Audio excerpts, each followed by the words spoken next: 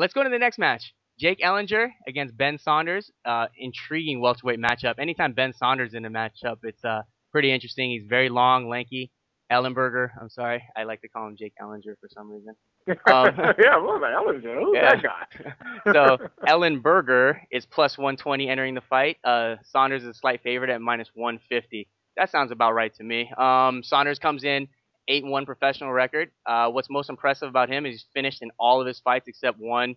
And the most interesting thing, I guess you can say about Big Ben is he's probably the only mixed martial artist to start out his professional career with 2 draws.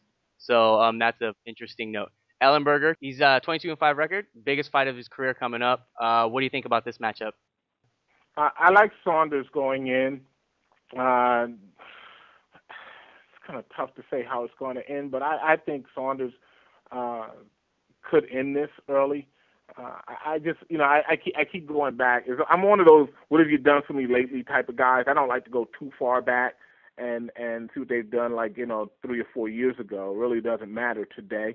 But I think that his recent win over Marcus Davis, who, I like Marcus going into that fight, and I was very surprised that Ben Saunders was able to get rid of him in the first round, with those knees. I mean, he's just really a very aggressive fighter. He's hard to defend against because he's so long and he's so comfortable, obviously, in his stand-up game. And it's a weird style he has. Don't get me to start trying to tell you what it is. But yeah, we actually. Oh, sorry about that, Franklin. Go for it. No, that's okay.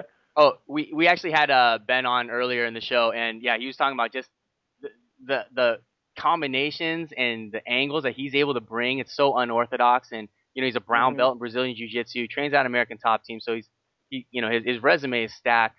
What's interesting is he preferred to Ellenberger as the up-and-comer, but yet Ellenberger's got almost more losses than Saunders has wins, so it was an interesting note.